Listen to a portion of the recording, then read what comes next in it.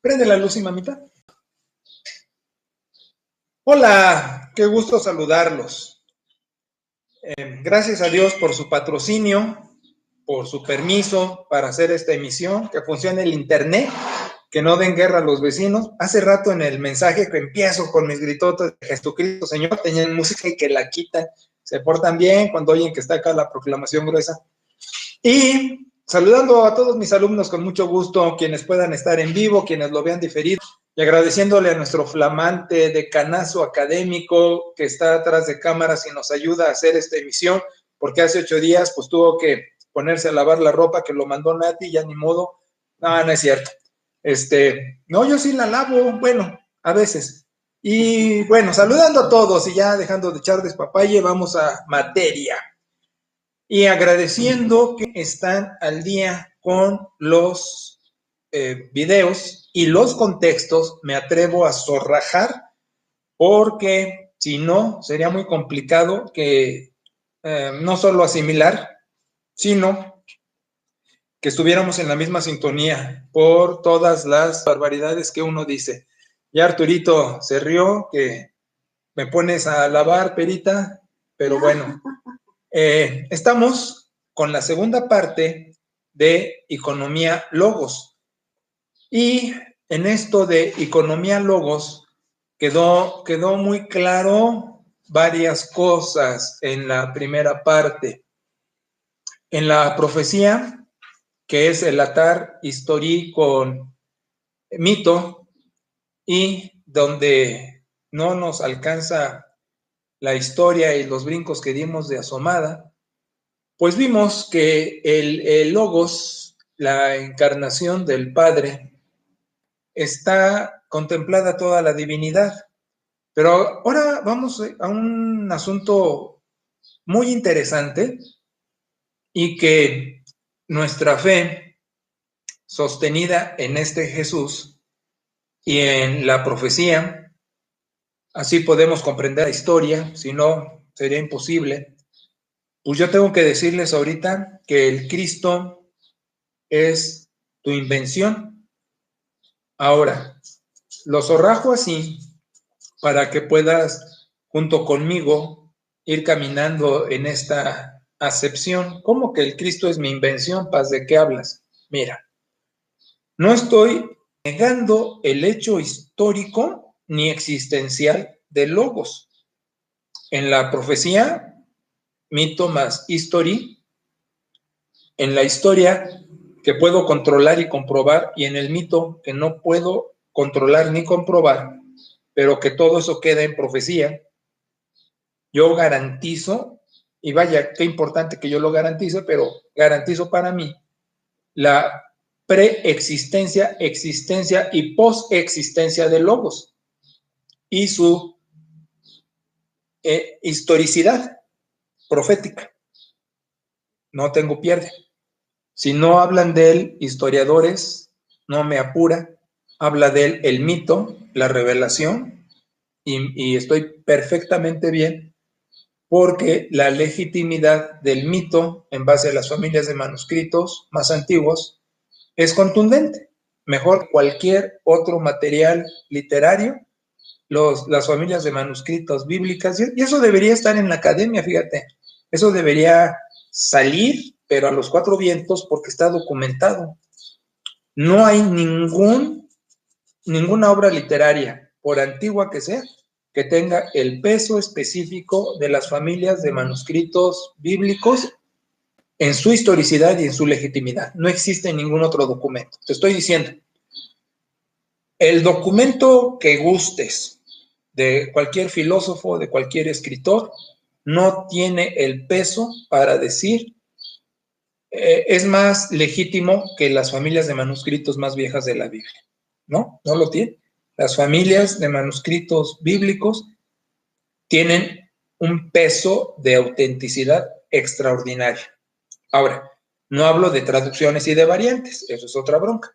Bueno, entonces el Logos no está en cuestión su ser, ni su hacer, ni su existencia. Ahora, te recuerdo que si tienes preguntas, comentarios, lo que sea, lo escribas y al final lo mandes al chat o aquí y conversamos tantito de eso. O después, si hubiera después. Miguel puso en el chat, no, andamos al día, Paz, estoy asimilando todo perfecto. Ahora, cuando digo su invención, voy a un asunto interesante, porque estoy diciendo, tú lo vas a conceptualizar. Mira, la economía logos ya no es cómo es Dios en el logos, eso ya lo hablamos. No es su obra salvífica, muerte, resurrección, ya lo hablamos. Es la cumbre, ¿no? A eso vino. Hubo plena conciencia en él de esto. Como hablamos del yavismo, que ya ves que te digo que el colmo, como de el zapatero, ¿cuál es el colmo? Que su mujer sea una mujerzuela. El colmo del teólogo es usar los términos que académicamente no son correctos, pero académicamente se emplean para que el vulgo lo entienda. Como decir protestante, que no es correcto por historia, pero así decimos de tochos, los neocatólicos. Como decir yavismo, que no es correcto decir Yahvé, pero así decimos para que entiendan cómo la revelación empieza a poner el nombre tetragramatón en el escrito veterotestamentario, y a partir de cuándo, como ya lo hablé en la economía patir, ¿no?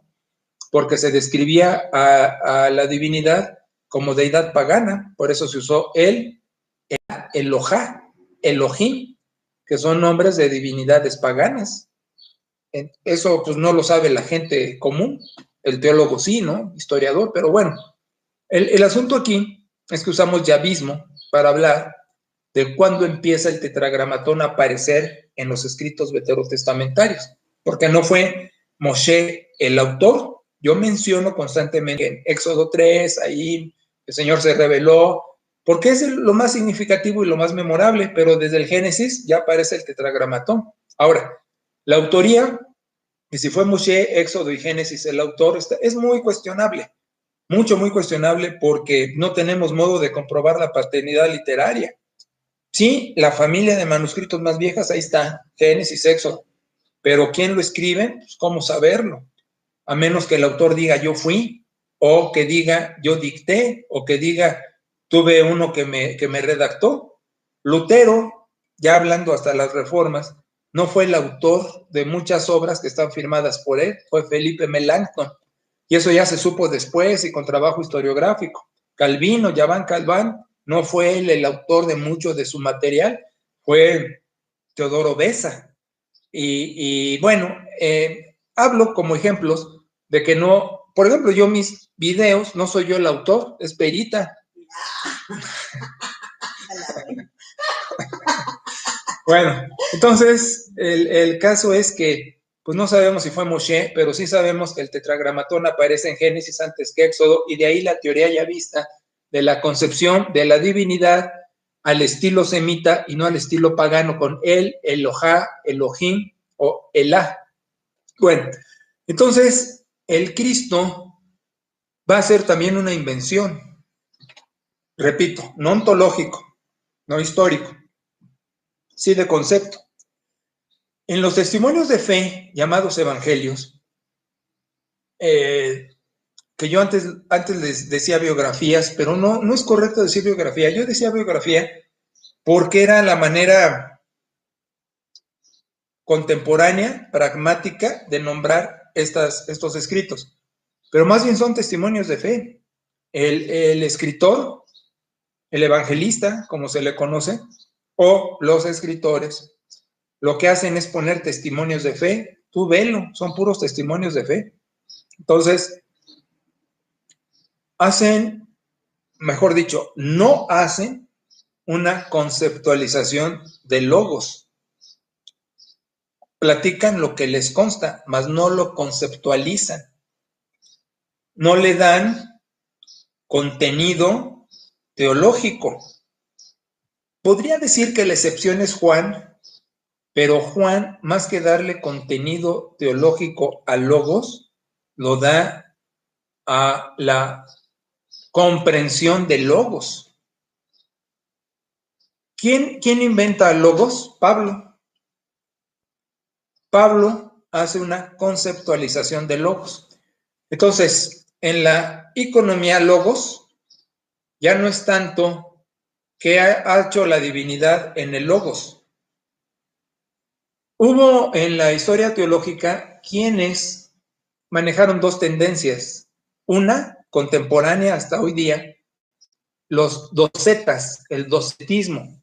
El docetismo, impregnado desde el tiempo novotestamentario, desde ahí viene, que el Cristo asume tal figura como adopción en el bautizo. De tal manera que en la muerte de la cruz no es el hombre quien muere, sino el fantasmita, el espíritu. Es decir, lo dije al revés, el que muere es el hombre, más no el espíritu, pero como un fantasma, una idea de logos, es neoplatónico. Ya te acuerdas de eso, lo vimos atrás. Ahora, la otra teoría es que el logos no tenía concepción de su misión. Vamos, que fue accidental. Vamos, como docetistas, que en el bautizo se dio cuenta a qué iba a jugar, qué papel le iba a tocar. Entonces, lo que te estoy diciendo es, pues ambas son totalmente equivocadas, fuera de lo que es el contexto inspiracionalista en la revelación, en las verdades del Nuevo Testamento, en los testimonios de fe. Una, el Logos sabía perfectamente a qué venía y quién era desde que tuvo conciencia. Allí hay material apócrifo, que apócrifo, ya sabes, no quiere decir mentira, sino quiere decir escondido, que ya después se le da la connotación de mentira, material mentiroso, pero su significado etimológico es oculto, de evangelios, testimonios de fe que mencionan la infancia de Jesús. Y hay muchos, no son pocos. Y algunos de ellos hablan, por ejemplo, como anécdota te cuento, que una vez Jesús jugando mata pollitos, los descabeza, y luego jugando pues les vuelve a poner la cabeza y vuelven a andar los pollos. O sea, Jesús no era faceto, o sea, no iba a agarrar sus poderes para hacer tonterías, pero sí te digo, todo Dios, todo hombre, todo el tiempo. Por eso María Theotokos, María, madre de Jesús, y fue madre de Dios, porque muere María. Y no es antes de Dios, ni es después de Dios, es criatura, pero fue Theotokos porque desde embrión era todo embrión humano y todo embrión divino, o sea, feto divino humano, bebé humano divino, todo el tiempo. Pero no fue como Superboy, que tenía sus poderes y levantaba el tractor, ¿no? O que hacía los muebles de madera de José de Volada. Consciente de quién y a qué, supo manejar perfectamente en una infancia precoz su capacidad, porque mucho antes del bautizo,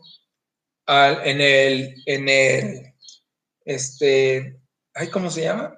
En su bar mitzvah, en su bienvenida a la edad adulta, 13 años, que Lucas erróneamente pone 12, estaba en la casa del padre con los maestros de la ley.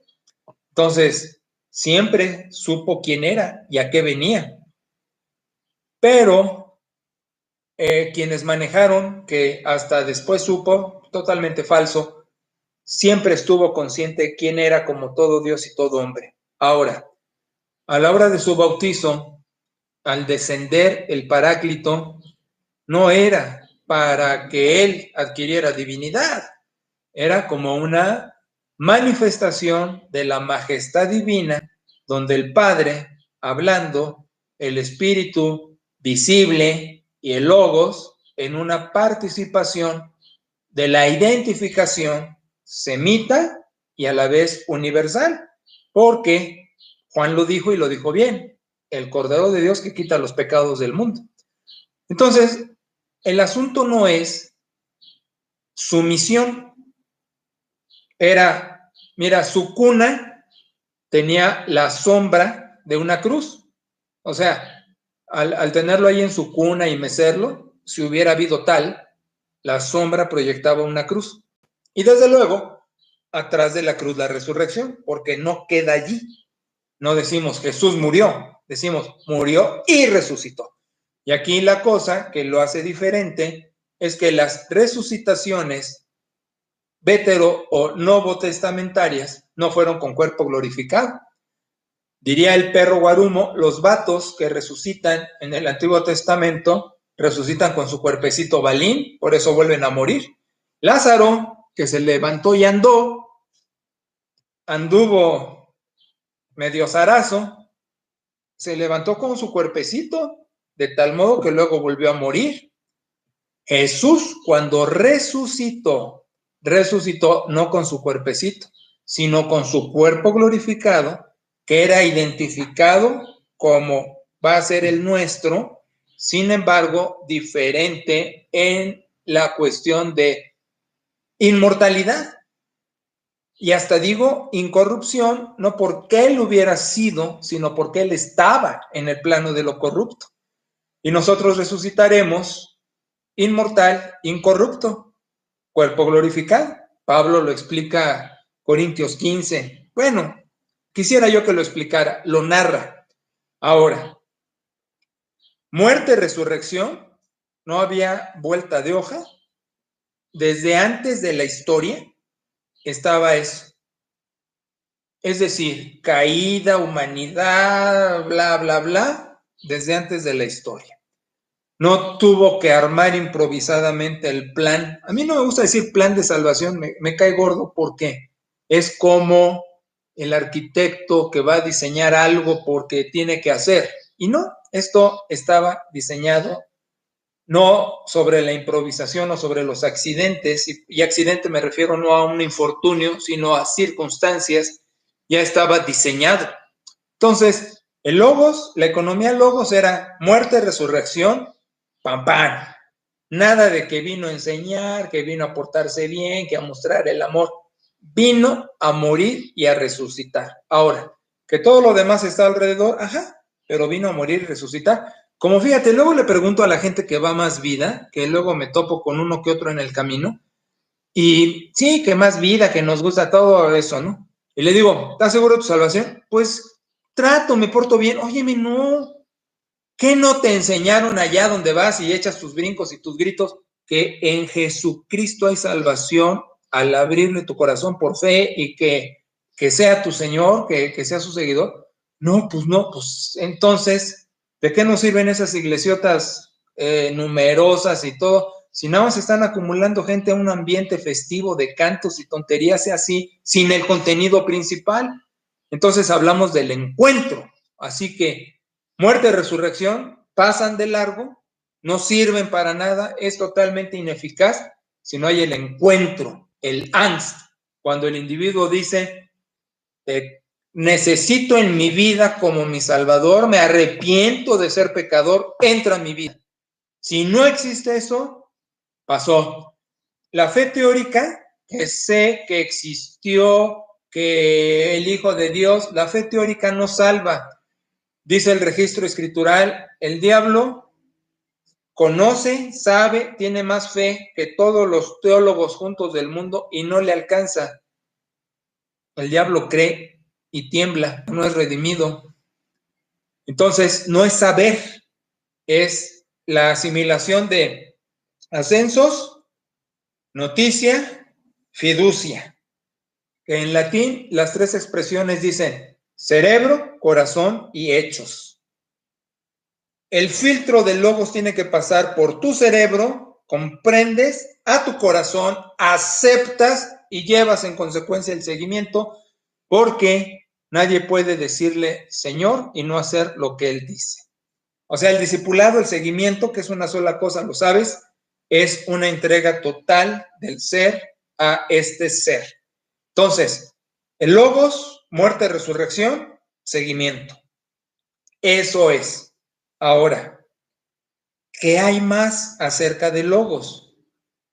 Pablo inventa. Inventa como creación, desarrolla. Hay un estadio, decimos así en teología, hay un estadio, hay un desarrollo teológico para conceptualizar a logos. Si los testimonios de fe lo nombran, actúa, muere, resucita, salva, sana, el diseñador del concepto logos es Pablo. No queremos decir que está mal, porque forma parte de la inspiración. Paráclito guiando a las verdades sobre la conceptualización de logos. Pero lo que sí estoy diciendo es que hubo que diseñarlo. Aquí el asunto es la vieja nueva pregunta actualizada. ¿Quién dicen los hombres quién soy? Y luego, ¿quién dices tú que soy yo? Algunos esto, lo otro, aquello, Peter, el Hijo de Dios, ¿ok? Revelado por el Padre. Entonces, Pablo en la revelación del Padre es la invención del desarrollo, la creación de la conceptualización de logos. Pero ahí no queda, va un paso más. Ahora me toca en la iluminación, el diseño de quién es el logos. El asunto aquí nunca ha sido que vino. ¿A qué vino? Porque mira, tú le preguntas a cualquier sope en la calle, ¿quién es Jesucristo? Y te va a contestar el Hijo de Dios. Y le vas a preguntar, ¿a qué vino? A morir, a salvarnos. Ese no es el asunto. Todo el mundo lo dice, pero no lo salva. El asunto, ¿cuál es? ¿Quién es para ti el logos? Entonces, en la economía logos, a diferencia de economía patir, de quebrarte el coco y rediseñar una administración del Padre, aquí el asunto es, y hasta te diré, fuera de la escritura, que diseñes quién es en la economía logos, el logos para ti, que teniendo este diseño, tú ya lo canalizas en las verdades escriturales. Mira, nadar dorso es un estilo muy bonito y lleva mucha simetría, porque mientras jalas un brazo, estás sacando el otro y muy padre.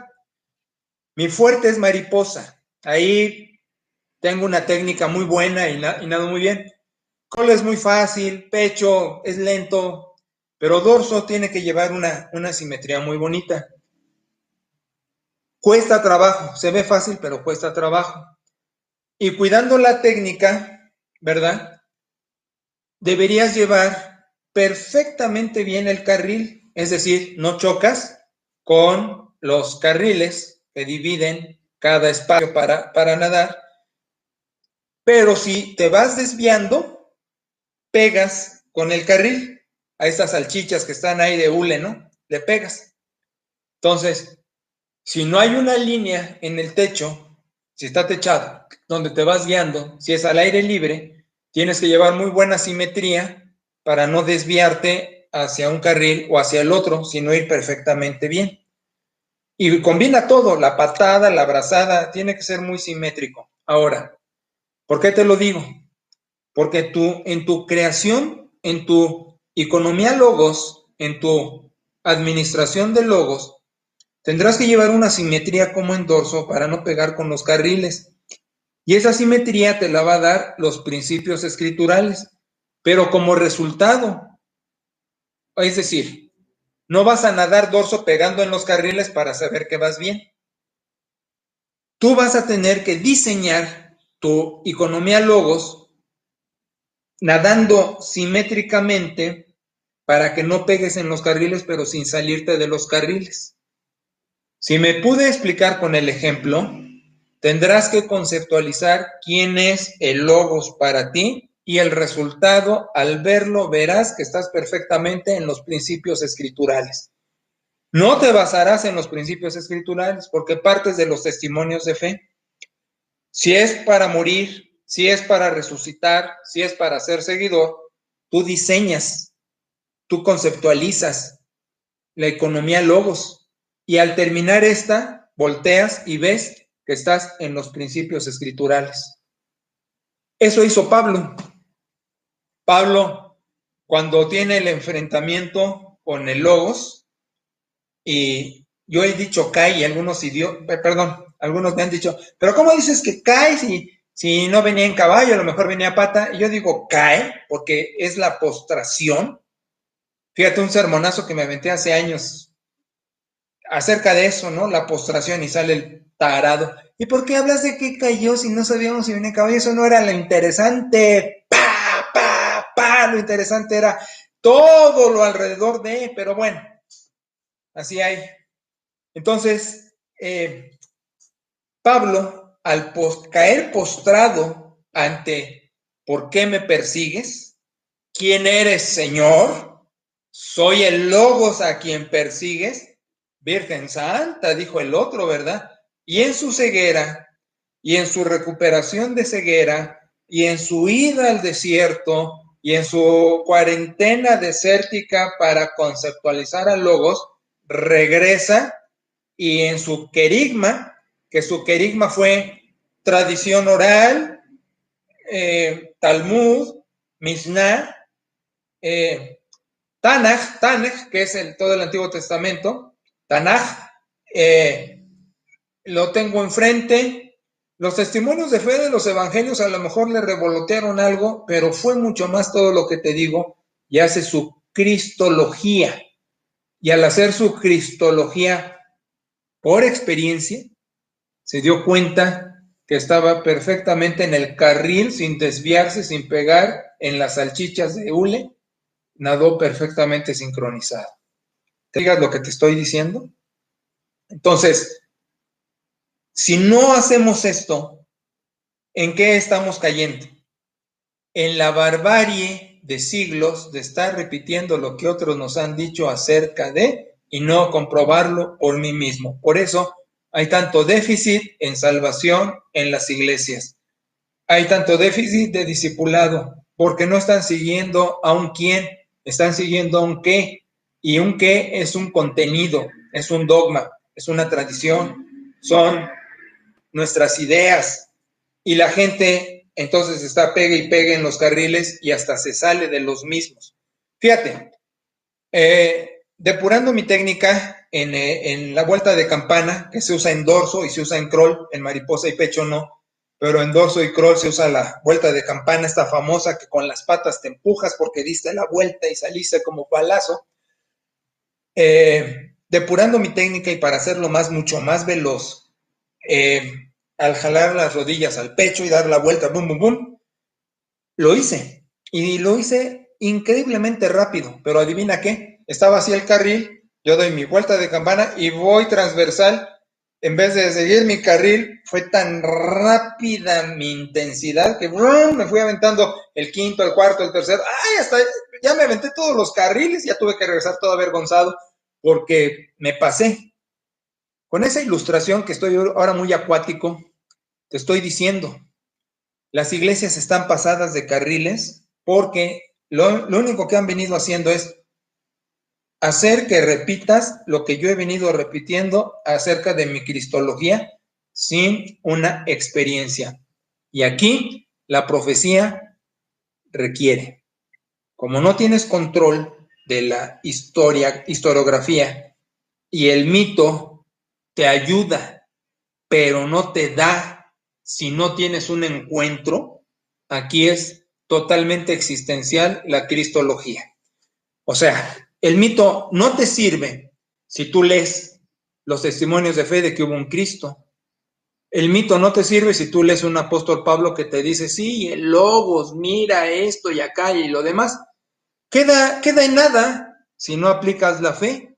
Pero para aplicar la fe, a diferencia de la fe en la historia, si no aplicas la fe en el logos, nada tuvo sentido. No tuvo sentido ni la Biblia, no tuvo sentido ni la historia y no tuvo sentido el mismo logos. Ahora, cuando la gente aplica la fe y entiende quién es Cristo y entiende qué es la Biblia y entiende qué es la historia, qué es en dónde se quedó trunco, dónde se quedó mocho, que no ha seguido desarrollando su cristología empíricamente, existencialmente, de tal manera que solo viene repitiendo lo que le han dicho otros acerca de logos. Poniendo un ejemplo, que yo estuviera casado con Pera y sin conocerla por experiencia, tuviera información de sus padres, de sus hermanos, de sus amigos, de la gente de la iglesia, de quién es ella, y yo hiciera mi vida con ella alrededor de lo que me han dicho de ella y no con ella, ni por ella. Por eso a mí me apura mucho que mis ovejas entiendan que necesitan el encuentro. Decimos existencial, momento, encuentro, más teológico el ANS, pero que tengan el encuentro. A mí me alarma cuando dicen, vengo de cuna cristiana, casa cristiana, mis papás, me gusta la iglesia, tengo muchos años, me encanta. Me alarma porque digo, aguas con que eso ha sustentado mi carril y no el encuentro. Y peor aún, que no lo vengo desarrollando. Por eso mucha gente, su testimonio de Jesús está limitado. Necesitan que alguien vaya y se los diga por ellos. ¿Qué digo de Cristo? Pues lo que te consta. Acabo de grabar el mensaje de mañana. No puedo dejar de decir lo que he visto y oído. Es que no tengo que decir porque no tengo encuentro, porque no tengo experiencia. Te estoy diciendo, la economía logos es a partir del encuentro, es 100% existencial. No hay nada que se le parezca a la experiencia con el logos para poder discernir lo que es el cristianismo. Es la experiencia. Tú me vas a oír más de las veces decir, somete tu experiencia a las escrituras, porque si tú me dices, vi fantasmas y me comuniqué con los muertos, te voy a decir, a ver, espérate, vamos a ver qué dice la revelación. Y al ver la revelación y las verdades escriturales, te voy a decir, estás marihuano porque no puedes ver muertos, no pueden regresar aquí y estás alucinado. Someto tu experiencia a los principios escriturales. La excepción que confirma esa regla es el logos.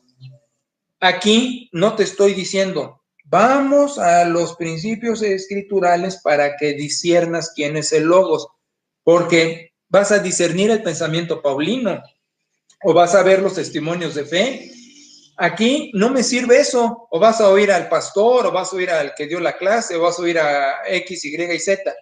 Aquí no es eso, aquí es tener un encuentro con el logos, que te tumbe, que entre a tu vida y allí, existencial, empírico, desarrolla tu cristología, como nadar de dorso. Y al ir nadando en esa simetría de quién es, cómo ocupa su muerte, resurrección, tu discipulado, entonces ya vas viendo los carriles, los principios escriturales. A ver qué dice Pablo de este. Ah, coincido perfectamente y vas ahí en la línea. Pero es al revés. Aquí es la experiencia, aquí es la existencia. ¿Por qué? Porque todo parte de un encuentro.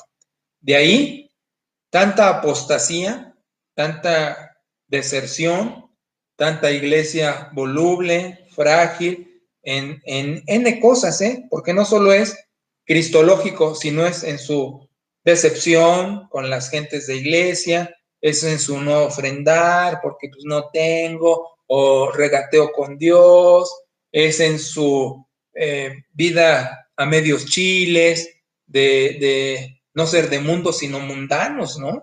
De estar contaminados con las verdades de la sociedad y N causas y cosas. Acabo de grabar el sermón de que en el poderoso nombre hay salud y salvación, porque hay patología, porque no hay experiencia. Entonces, diría Manolín, el de Manolín Chilinsky de hace muchos años, el cómico mexicano, ¿no? Fíjate qué suave. Y esto no te lo habían dicho en ninguna dominical, en ningún sermón, en ningún instituto, ni en ningún seminario. Hasta hoy vienes oyendo que tu cristología es totalmente existencial, es empírica, es tu experiencia. De allí que sea cristocéntrico o no el resultado.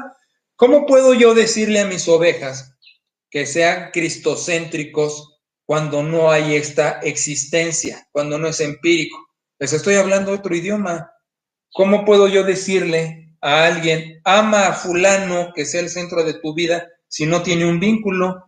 Yo no puedo presentar a un chico con una chica y decir, ámense y quiéranse para toda la vida. Oye, espérate, estás loco. Necesita aquí encontrar el gusto entre nosotros, la necesidad, la química, el amor, como le llames. Pues es lo mismo con Cristo. ¿Cómo va a ser una iglesia cristocéntrica? Porque los discípulos son así. ¿Y cómo son discípulos así? Por la experiencia que tienen con su Salvador. Y esto, pues, es actualizado. La existencia es actualizada. ¿Cómo vives? ¿Vives por ayer? ¿Comiste ayer? ¿Sentiste ayer? ¿Vives hoy? Hoy eres. Es una cuestión ontológica. El existencialismo es ontológico hasta la médula. El ser es tu presente permanente. O sea, si no hay experiencia, no hay existencia. Si no hay existencia, no hay experiencia. Dijo Descartes, dudo, luego pienso, pienso, luego existo. Los existencialistas decimos, pero hay más que eso. Tu existencia con la experiencia permanente. ¿Por qué no testifico? Porque no tienes una permanencia. O sea, tienes una idea de logos. O sea, no tú, hablo de quien sostiene esa teoría. Yo conocí a Cristo como mi Salvador. ¿Por qué? Porque supe que murió por mí en la cruz. Y esa idea te gustó y creíste que te salvó y pareces discípulo, pero tu testimonio se quedó hace 10, 20, 15, 5 años porque no tienes más con Él. En cambio, si tuviste un angst, si tuviste un encuentro, si entró de veras a tu corazón como Salvador, vives hoy con Él, porque no puedes casarte para decir, nos casamos hace 30 años, allá quedó la boda y qué bonita fiesta. Vives tu matrimonio hoy, es lo mismo en la relación. Si dice la oveja, es que estoy tibio con el Señor. Mira, acabo de predicar, ve el sermón de mañana, aunque estés presencial, velo en línea. No puedes decir, o sea, sí puedes decir que estás triste, mas no puedes decir que estás desenamorado. O sea, en el sermón digo, la vida te golpea y te baja la guardia, pero en el poderoso nombre te levantas, que no resulta si ese poderoso nombre no es eficaz en tu vida porque no hay un encuentro. Te estoy diciendo, se te puede bajar la llanta, mas no ponchar. Es decir, se baja la llanta no por picadura, por uso. Vuelve a echar aire. Ponchar es, hay que desmontarla, ponerle parche, etcétera, que es conversión. Bajada de llanta es el ánimo de la vida que golpea. Pero en el poderoso nombre que tienes en él, en la economía logos, te llena de aire. No en balde, neuma, aire, espíritu, neumáticos espirituales, no en balde, paráclito, neuma, agios, Espíritu Santo, aire, ¿no? No en balde, ¡bum!, te vuelve a llenar. Es un legítimo ejemplo eso del aire en la llanta, porque no está lejano el logos, está actual, pero se te bajó el aire, como un golpe en el plexo solar. Vamos, no te da cáncer, no te mata, solo te sacó el aire, la vida saca el aire, pero te recuperas porque está el logos. Pero si no está el logos actualizado, no te recuperas nunca. Y entonces, apostasía, deserción de iglesia, tibieza, frialdad, chismes, politiquería en la iglesia, partido, división y todas las porquerías que hay por no haber un encuentro con el logos, una existencia, una experiencia, una cristología personal que haga un cristocentrismo personal y así como sujeto colectivo. Si no hay un diseño cristológico en tu vida de quién es para ti, la vieja pregunta actualizada, ¿y quién dices tú que soy yo? Entonces no hay manera de que haya cristocentrismo. Para que haya cristocentrismo tiene que haber cristología. Para que haya cristología en la economía, tiene que haber encuentro. Para que haya encuentro hay un angst en esa existencia de vida en un discipulado fiel y constante. Esa es la economía logos. vimos economía Patir, hemos visto economía Logos. Punto. Es el diseño de tu teología cristológica, que al diseñarla ves los carriles, las verdades escriturales, paulinas. Pablo es el que diseña. El Nuevo Testamento es la cristología paulina, es su cristocentrismo. Ahora la invitación hace el tuyo, y al hacerlo, ve la coincidencia con el paulino y estás en el carril, estás nadando dorso simétricamente, no tienes desviaciones. ¿Cómo ves? Preguntas, comentarios, quejas. Si tienes, alza la manita, que yo vea en el chat o en el de instituto. Doy una pausa para que la formules y contestamos. Dame unos segundos, mamita. ¿Sí? O una de dos. ¿Eres súper inteligente o yo soy brillante para explicar? Yo creo que brillante sí. Mamita. Cuando hablabas de que tenemos nosotros que hacer o descubrir y luego hacer nuestros logos, por decir, estabas refiriéndote como cuando nos decías en otras clases que nosotros escribimos el quinto evangelio. Exacto. A través de ir conociendo día con día a él y las vivencias personales que tenemos con él. Muy acertada la observación de mi intelectual perita y brillante alumna. Esto también se llama quinto evangelio. Y quintos evangelios existen un montón, cada cabeza es un mundo. Haz el propio. Cristológicamente, para que sea cristocéntricamente. Gracias, Pa. ¿Algo más? No, de todo lo demás, pues solamente es lo que nos estabas diciendo con esto, lo tiene uno que ir descubriendo en el camino, pero a través de Lance. Cada día. No, no puede ser un conocimiento intelectual. Es completo. Ascensus, sí, fiducia, noticia. Por eso, pregunta, ¿quién dicen los hombres que soy? ¿Quién dicen ustedes quién soy? Pero además dice, seguidor, toma cruz, y sígueme. Niégate, sígueme, diario. Diario, sí. Diario. Se actualiza tu economía logos. Tu cristología, que tiene que ser diseñada por ascensus, fiducia, noticia, mente, corazón y hechos, y así tu cristocentrismo. El cristocentrismo no es teórico, es vivencial, existencial 100%. Está padrísimo. Claro, no estoy enseñando una doctrina, estoy enseñando una relación. Por eso te digo, cuando profundizamos teológicamente, resultamos seguidores, amantes, enamorados, cristocéntricamente. ¿Más? ¿No hay? Muy bien. Pues con eso quedamos, y en 8 días, Dios mediante, para que le vayas apuntando, Turito, economía Paráclito. ¿Ok? Un gusto saludarlos. Bendiciones para todos. ¿Y qué? El Cristo cósmico a través del Espíritu. Economía Paráclito. ¿Ok? Un placer saludarlos. Bendiciones. Bye. Háblenle a Turito para que venga a cortar. No, si ahí está. Adiós. Gracias, Turito.